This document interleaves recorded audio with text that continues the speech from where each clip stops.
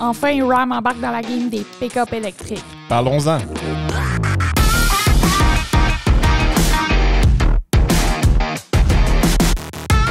Bienvenue au Torque Podcast. Mon nom est Joe Torque. Moi, c'est Eve Torque. Il y a quelques jours, Ram ont teasé leur nouvelle plateforme électrique.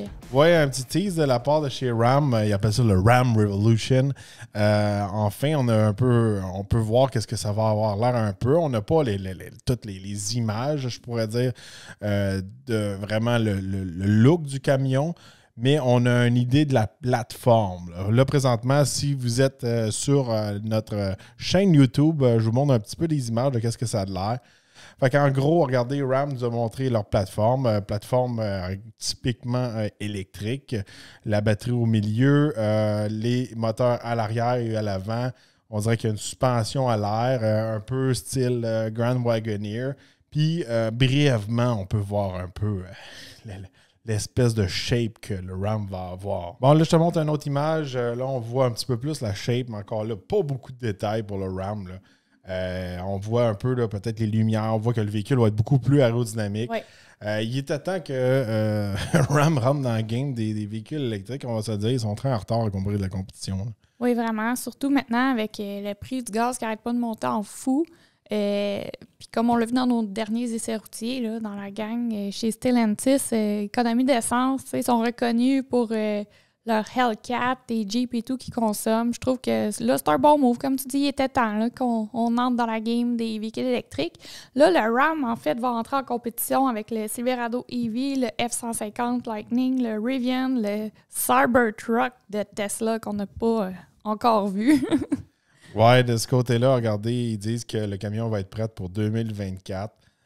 Moi, je pense que à voir comment que la production de véhicules électriques est poussée chez GM, on peut s'attendre peut-être que d'ici peut-être la fin de l'année ou au début 2023, on va voir des Silverado EV. Déjà là, les fameux Hummer EV sont sur le chemin. Mm-hmm. Les premières éditions ont été livrées. Il y en a une coupe aux États-Unis. J'en ai pas vu encore au Canada. Non. Mais je sais qu'il y en a une coupe qui sont sur le chemin aux États-Unis.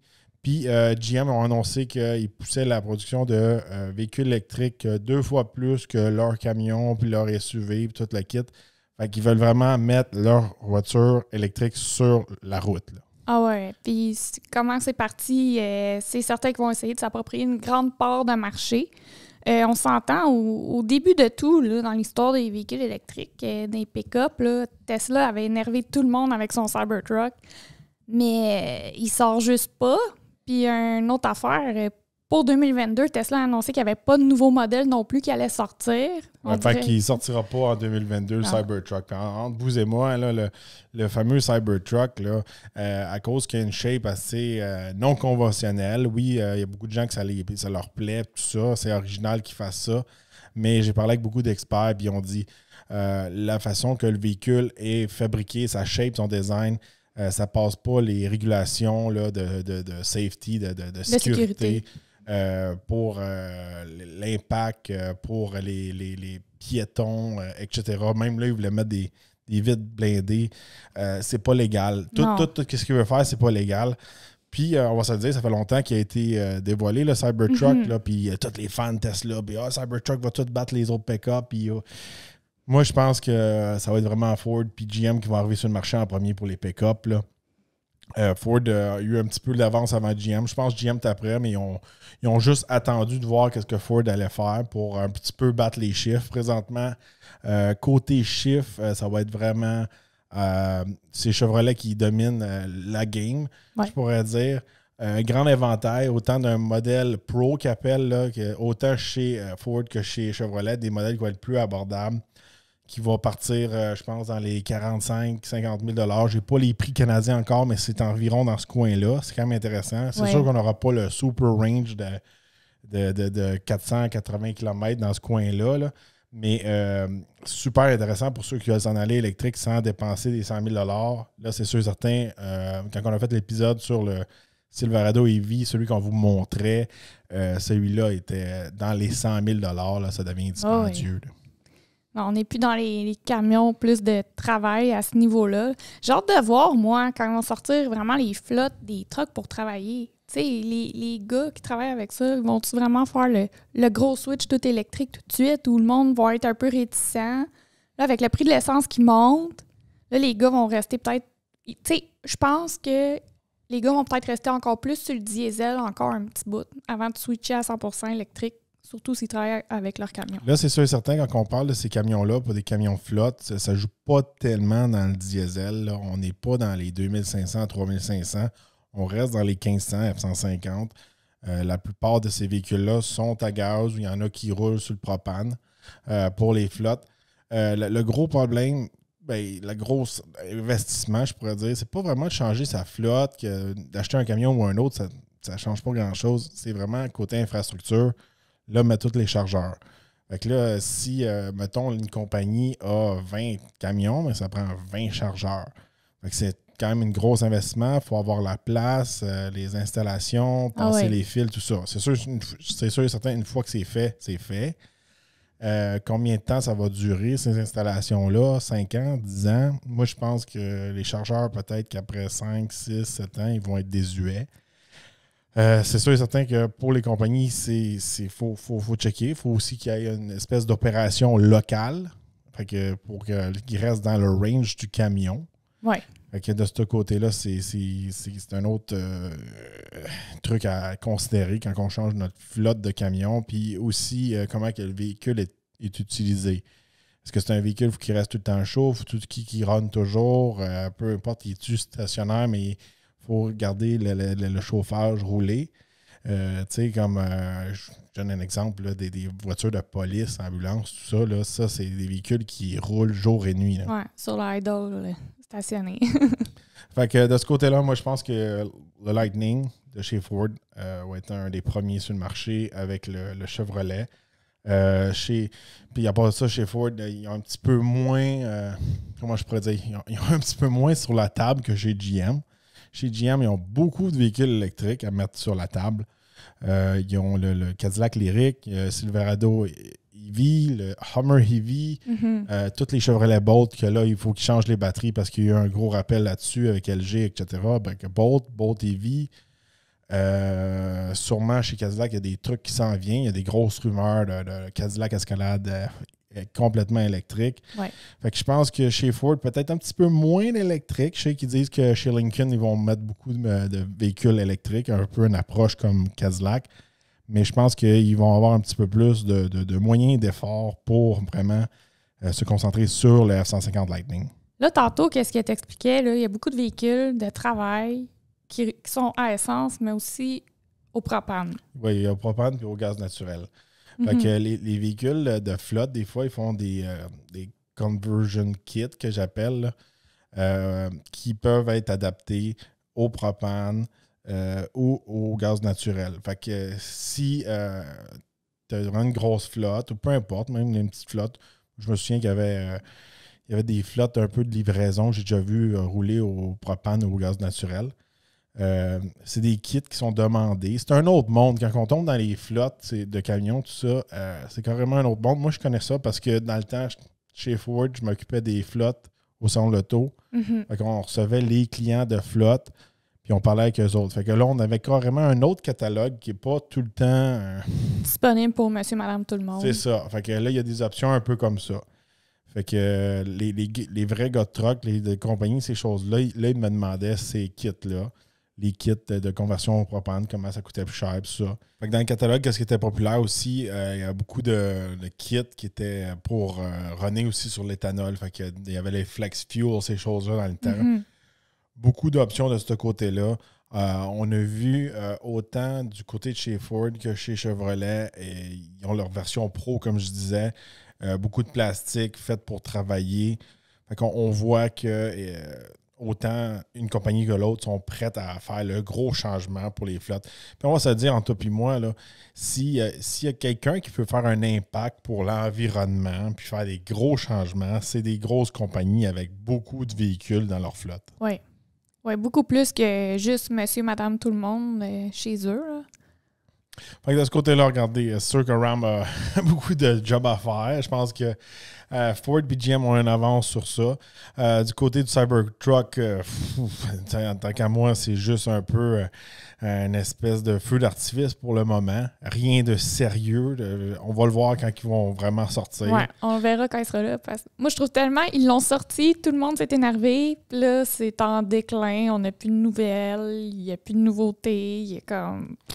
On va faire vraiment que Tesla fasse quelque chose de fantastique puis de magique parce que on va se dire autant chez Ford que chez GM que chez Ram. Ça fait des centaines d'années qu'ils font des pick-up. Si Tesla veut compétitionner dans ce secteur-là, il va falloir qu'il fasse des choses spéciales. Il va falloir qu'il amène une technologie que c'est jamais vu, un plus que les autres n'offrent pas. Moi, je pense que le Cybertruck va plus compétitionner contre le Rivian. Le Rivian, de ce côté-là, un beau camion, plus petit qu'un F-150, plus petit qu'un 1500. Ouais. C'est comme un peu une espèce de Tacoma. Très puissant. Il paraît qu'il est très le fun à conduire. J'ai entendu aussi, il y a beaucoup de rattles qui conduisent. La qualité de fabrication n'est pas là. Très cher aussi. Fait que, c'est comme un peu véhicule électrique de luxe, de loisir. Là. Ouais. C'est vraiment pour faire un statement. Je pense pas que Rivian va faire une compétition dans un work truck qu'on appelle. Là. Non. Fait que de ce côté-là, regardez tout ce qu'on peut vous dire pour l'instant pour le fameux Ram. Il n'y a pas beaucoup de chiffres. Je sais que si vous allez nous écouter en mode podcast, vous allez voir en ligne, vous pouvez marquer Ram Revolution, vous allez voir un peu l'espèce de tease qu'on a eu.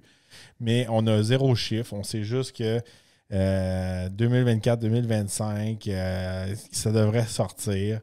Selon moi, regardez, je pense que Ram vont peut-être jouer un peu la carte qu'ils jouent d'habitude, à moins qu'il y ait un gros changement. Ils vont jouer beaucoup sur les chiffres, les plus puissants, les plus rapides. Ça ne sera pas les moins chers parce que là, on se dit aussi Ford puis GM, ils jouent beaucoup sur le prix, l'entrée de gamme, les flottes, ces choses-là. Ouais. Ram, ils ont toujours été un petit peu en arrière, côté flotte, côté work truck, tout ça. Je pense qu'ils vont jouer la carte, là, l'ultime truck électrique, le plus puissant. Ils aiment ça être souvent les plus puissants. Ouais. Fait que je pense que ça va être ça un petit peu le futur pour le Ram électrique. Non, ça serait pas surprenant. Entre les 3 géants, on peut dire, dans le pick-up, c'est toujours le concours qui tire le plus. C'est un peu... ça me fait penser tellement à des gars, des petits gars, mais je trouve ça drôle en même temps. Il y a tout le temps un qui sort là, juste 1000 livres de plus. Ouais, mais là, de ce côté-là, s'il n'y aurait pas de compétition comme ça, là, il ne viendrait pas à s'améliorer. Ah non, ça c'est sûr. Mais tu sais, on s'en attend. D'un autre côté, quelque chose d'autre d'intéressant qui est sorti dernièrement au Salon de l'Auto de Chicago. Aux États-Unis, il y a des salons de l'auto. On n'est pas comme ici au Canada, tout a été cancellé. Chicago a eu quelques nouvelles. De ce côté-là, il y a eu le nouveau Ford Bronco Everglades qui a été dévoilé. Oui. Une nouvelle édition, un autre Bronco. Je sais qu'on parle beaucoup de Bronco dernièrement. Ouais, Bronco est en feu ces temps-ci. On était supposé conduire un Bronco cette semaine. On va vous le dire, c'est la 3e fois qu'on se fait canceller notre essai de Bronco. Oui, il est cassé. À chaque fois, il y a un bris, il y a quelque chose. Quelqu'un a fait un petit peu trop d'hors-route ou une espèce de rattle où il y a un bris ici, il y a ça. Où les planètes sont pas alignées. Je pense que ça fait presque un an qu'on était supposé conduire le Bronco. Puis, quasiment une joke. Même un de nos amis qui appartient à un concessionnaire, l'autre jour, il me dit « Hey, là, c'est quand tu vas essayer le Bronco? J'en ai un pour toi, je vais aller dans ma cour vu que tu l'as essayé. » Puis habituellement, je priorise un peu celui du manufacturier, parce que si on veut faire du hors-route, ces choses-là, c'est toujours mieux que si on veut faire un vrai test. Qu'un véhicule neuf qui vient d'un concessionnaire, qu'il faut vraiment faire attention. Ce côté-là, ça continue, on va prendre son offre. On est à être plié, là. J'ai hâte de le conduire, ce véhicule-là. C'est un petit peu choquant. Puis là, des fois, quand on se fait canceller un véhicule à la dernière minute, c'est plate à dire comment on va vous dire ça. Pour vous, peut-être qu'un véhicule neuf, c'est un véhicule neuf, puis on est chanceux d'essayer des véhicules neufs, mais souvent, on va avoir une espèce de reste. Qu'est-ce qui reste dans la cour? Qu'est-ce qui est un petit peu moins passionnant? Puis c'est sûr et certain que comme nous, quand on évolue beaucoup sur YouTube et les autres plateformes, qu'on n'est pas un média, qu'on est obligé de répondre à une clientèle, d'essayer tous les véhicules, puis On y va vraiment avec ce que vous nous demandez, puis qu'est-ce qui pogne, puis qu'est-ce qu'à un moment donné qui nous rapporte des revenus aussi, côté publicité et tout ça. C'est certain que quand on essaye un Bronco, ces choses-là, c'est plus excitant. Ben, même pour nous, là, nous-mêmes, on a des modèles que, hey, j'ai vraiment hâte de l'essayer, celui-là. Puis là, quand on l'attend, puis là, hey, on va l'avoir. Puis là, 2 jours avant, non, tu peux pas l'avoir. Hey, là... Fait que c'est très plate de ce côté-là. Je vous garantis qu'un jour, on va conduire un Bronco, là. C'était prévu depuis très longtemps. Puis c'est pas tout le temps le même Bronco, là. C'est comme... Il y en a plusieurs, là. Il y a tout arrivé quelque chose. Je sais pas si le véhicule est pas fiable. Je peux pas vous dire ça. C'est pas ça qu'on dit, là. Mais... À date, on n'a jamais pu l'avoir parce qu'il y a toujours eu un bris. Est-ce que c'est les gens qui font pas attention? Est-ce que c'est le véhicule? Je sais que les autres chroniqueurs, les autres journalistes, quand ils font du hors-route, il y en a qui brassent ça vraiment solide, là. Puis, c'est comme s'il n'y aurait pas de lendemain, là.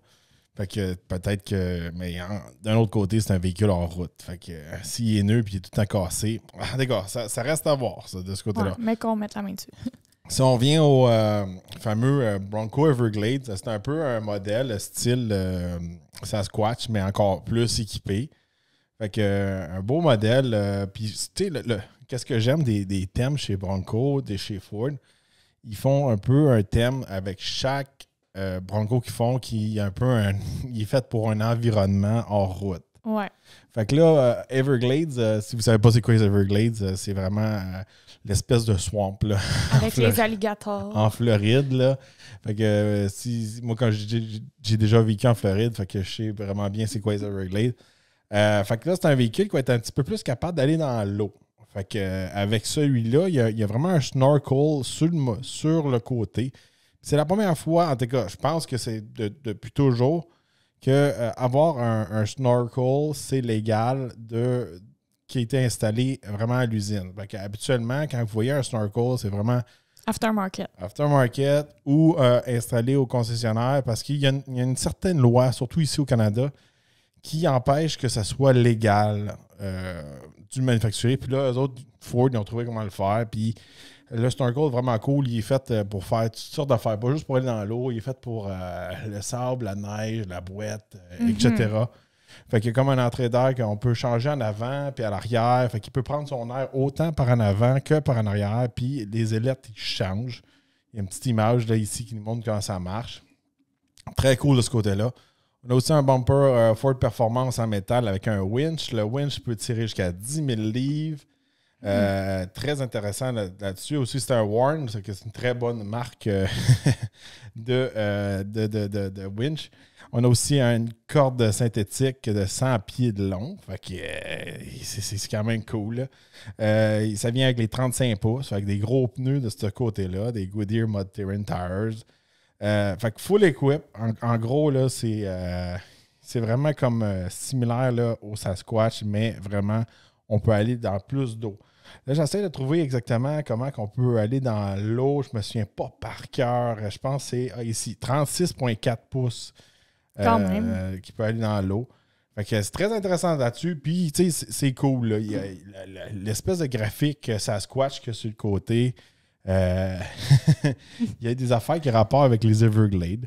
Si je vois un peu dans les images ici, là, ici on voit, là, il y a l'espèce de trail un peu. On voit les trails qu'on peut aller dans les Everglades. Puis ici, quand on est de près, là, on voit une espèce de Yeti Sasquatch. Là.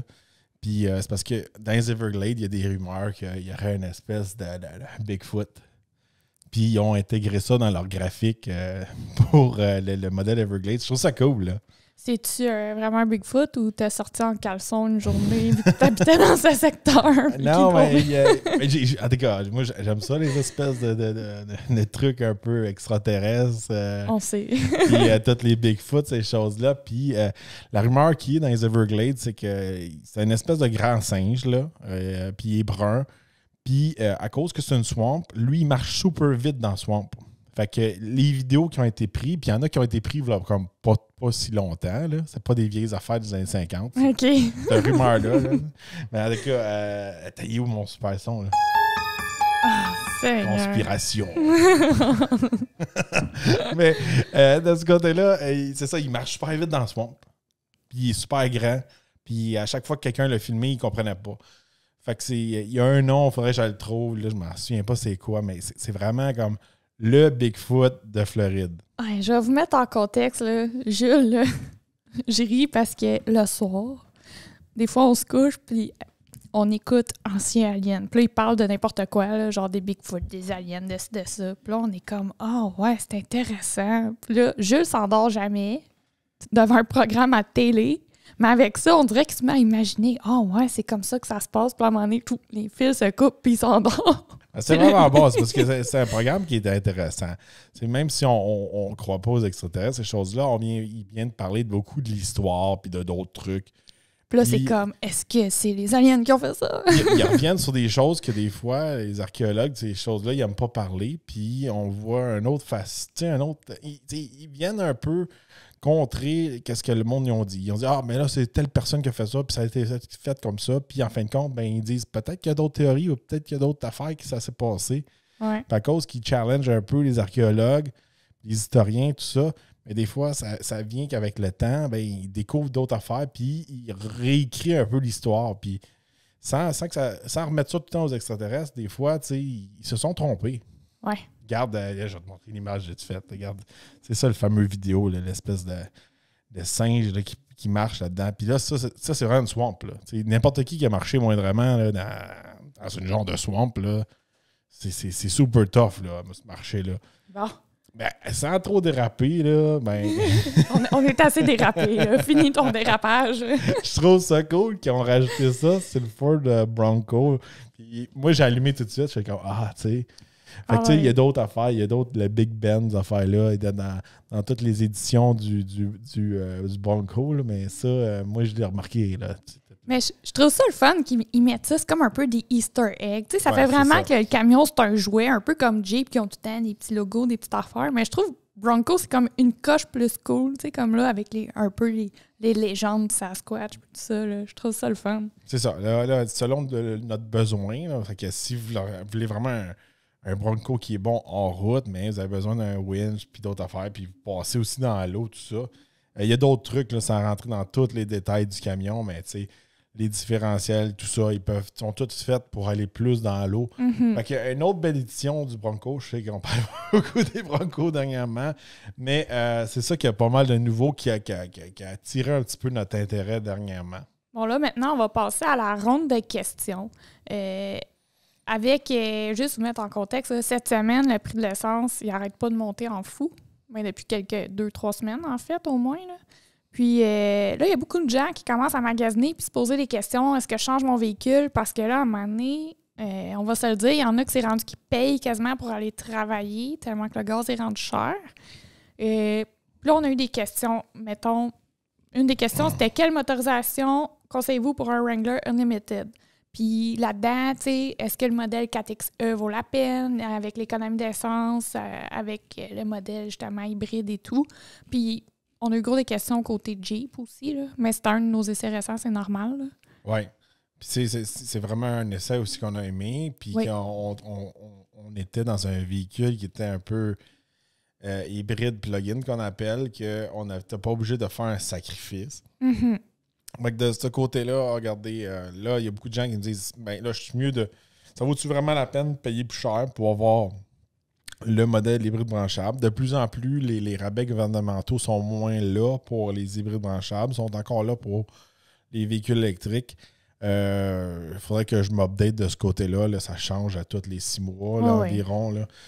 Puis ça dépend aussi où est-ce que vous êtes, la province, ces choses-là. Souvent, ça va avec la grosseur de la batterie. Fait que quand il y a un rabais, c'est très intéressant. Mais même à ça, nous, on a essayé pas mal tous les moteurs, à part un. Il nous en reste 5 ans à essayer. C'est le V8 392. Mm-hmm. C'est pas un choix économique. Fait que, il n'est pas considéré dans la question actuelle. Il n'est pas considéré dans la question. Puis aussi, le Jeep 392, il part à 100 000 et plus. C'est plus une pièce de collection, à mon avis. Mm-hmm. On a essayé le 2 litres, on a essayé le V6 Pentastar, on a essayé le Eco Diesel, puis on a essayé aussi le 4XE, c'est l'hybride branchable. Ouais. Fait que de ce côté-là, je pourrais dire que surtout quand on est dans des modèles un petit peu plus en route, comme le Rubicon, Sahara, ces choses-là, ça vient que On est sur des gros pneus. On a un camion qui paraît mieux, qui est plus capable en route, mais qui est plus dur sur l'économie d'essence. Oui. Tu sais, entre le 2 litres et le Pentastar, je pense que le Pentastar a fait ses preuves, le 2 litres un petit peu moins. On n'avait pas vu une méga différence d'économie d'essence entre les deux. Côté diesel, très le fun à conduire, bonne économie d'essence, mais extrêmement dispendieux à l'achat. L'option du diesel est juste trop intense. Oh, et on remonte le camion de 7-8 000 $. Le véhicule, il allait très bien. Moi, je l'aimais beaucoup. C'est un de mes préférés. Il a beaucoup de torque, mais beaucoup trop cher et extrêmement cher d'entretien. D'habitude, moi, je ne suis pas le genre de gars qui est anti-diesel puis qui est comme « Ah, ça coûte cher d'entretien », mais celui-là, pour un petit Jeep, là, il était cher. Coûte très cher. J'ai vu le coût là, d'un changement d'huile. Je m'en souviens pas exactement, là, mais c'était 300-500 $ le changement d'huile, si je me rappelle bien. Là. Peut-être que je me trompe, là, mais c'était très cher.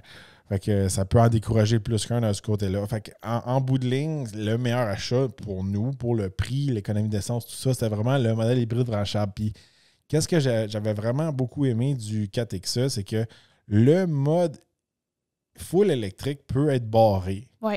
Fait que là, on roule juste en électrique jusqu'à temps qu'il n'y ait plus de batterie, puis là, on tombe à l'essence. À moins qu'on est vraiment agressif avec la pédale à gaz. Oui, mais encore là, tu sais, cette semaine, on a un autre modèle hybride branchable. Puis je trouve que toute la gang de hybrides branchables qu'on essaye tout le temps, ils font toujours le switch gaz, hybride, tout ça. Mais le Jeep 4XE, moi, j'étais capable de rouler, aller porter les enfants à l'école, puis ils restaient sur l'électrique tout le long. Oui, c'est parce que là, à un moment donné, si tu dis, regarde, là, je veux vraiment conduire en mode électrique, puis je me force pour rester sur le mode électrique, puis je veux pas que ça fasse zéro son, puis ça fait une grosse différence dans un Jeep, là, tu sais, c'est pas isolé, là. Oh oui. Quand on roule en mode électrique, on le sait vraiment, puis c'est agréable dans un Jeep. Tu sais, ça enlève du bruit dans l'habitacle, puis comme on parlait dans notre essai routier, on ne fait pas de sacrifice. On peut avoir autant un Rubicon là, avec les différentiels qui se bloquent, aller dans l'eau, enlever le toit, tous les avantages d'un Jeep. Puis on coupait l'essence, on coupait l'économie d'essence de moitié, la consommation d'essence. Les autres Rubicons qu'on avait, on faisait du 16 à 18 litres au 100. Ah ouais. Là, avec le 4XE, on a descendu environ dans du 9. Pour un Rubicon, là, avec du gros là, 35 pouces dessus, c'était excellent. Si vous achetez un modèle qui est un petit peu moins équipé que le Rubicon, d'après moi, il va être encore plus économique. D'après moi, vous allez pouvoir faire un petit peu plus de kilométrage sur la batterie. Ça, c'est intéressant de ce côté-là. Puis aussi, avec un modèle hybride branchable, on n'est pas obligé d'acheter un chargeur. Fait que, si vous revenez de votre job à 5 heures, puis le lendemain matin à 8 heures, vous décollez, il va être rechargé pendant la nuit juste sur le 110. Ah oui. Ça fait une grosse différence. Oui, comme on disait tantôt, le côté infrastructure, des fois, rajouter un 2-3 000 $ pour un bon chargeur, tout dépendant où est-ce que vous allez mettre votre chargeur, où est-ce que vous allez situer sur votre maison, tout ça, ça peut coûter cher. Là, avec un hybride branchable, vous n'avez pas besoin. Fait qu'en gros, regardez, si vous voulez un Jeep puis avoir une bonne économie d'essence, c'est sûr certain, il n'y a pas de modèle de base pas cher avec le 4XE. Il faut que ce soit un Jeep quand même bien équipé. Oui.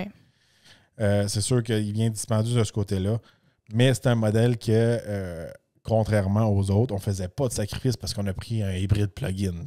Non, vraiment pas. Puis, qu'est-ce qui est le fun, c'est qu'ils vont le sortir aussi 4XE dans le Grand Cherokee aussi. Je suis sûre que ça va faire une bonne différence. Moi, j'ai été vraiment surprise quand on a testé ce Jeep-là. Là. Tu sais, je m'attendais à rien. Je suis comme, oh my God, Jeep qui consomme full d'essence, que là, ils vont sortir un moteur hybride. Là, qu'est-ce que ça va avoir là? Puis finalement, tu sais, c'est un de ceux que j'ai le plus aimé.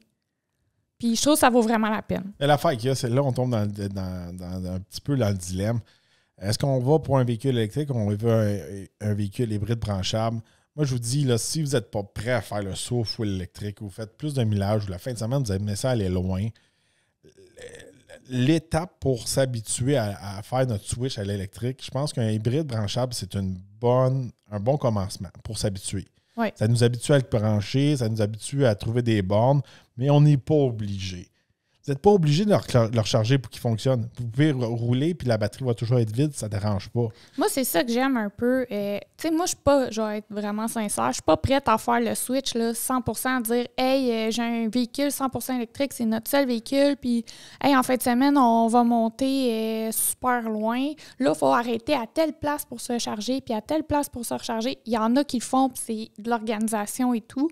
Mais qu'est-ce que j'aime d'un modèle comme ça, hybride branchable, c'est que si je pars sur une bulle demain puis je veux faire 12 heures de route, j'ai pas besoin de m'arrêter, plugger mon véhicule puis attendre tout le temps.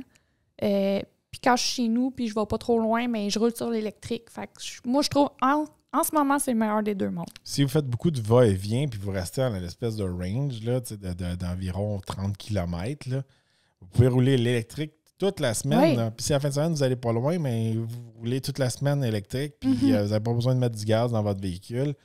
Ça, c'est un gros plus. Surtout quand vous faites des commissions pas loin, aller au gym, aller à l'épicerie, etc. C'est un gros plus. Mais la mentalité de différentes compagnies va être différente. Moi, je trouve que chez Stellantis, Chrysler, Jeep, etc., ils sont comme en retard, comme on disait au début du vidéo. Oui.